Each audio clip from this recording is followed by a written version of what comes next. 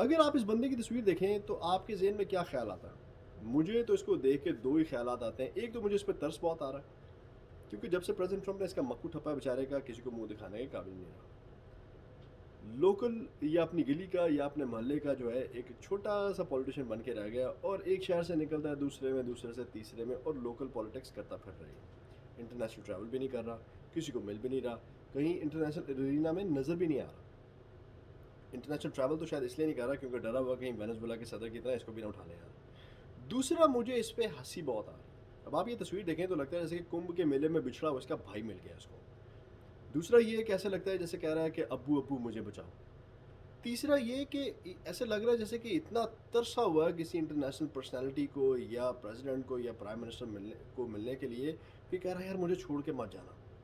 वैसे तो अपने अलावा इनको कोई भी सर्टेन टाइप की जितनी भी कम्युनिटीज़ हैं, उनसे किसी से मोहब्बत नहीं है, किसी से लगाव नहीं है, बल्कि उल्टा ही उनको नफ़रत करते हैं। लेकिन शेख साहब को ऐसे इन्होंने जप्फी डाली हुई है क्योंकि शेख साहब के पास पैसा ही बहुत है। तो इतना ये दोगला बंदा है ये।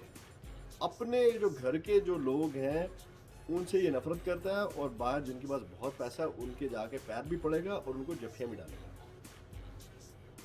जिसकी एक ताज़ा मिसाल जो है वो ए आर रहमान है। अब ये मैं नहीं कह रहा, ये ए आर रहमान कह रहे हैं जिसने अपने कंट्री को बहुत कुछ दिया, अपने कंट्री का नाम भी रोशन किया लेकिन उसके साथ भेदभाव किया जा रहा है।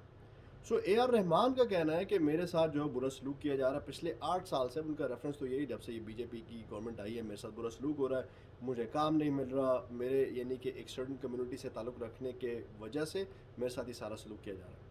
और ये वो बंदा कह रहा है जो बहुत प्रिविलेज है, पैसे वाला है, सारा कुछ है, नाम, शोहरत, हर चीज़, इज़्ज़त है।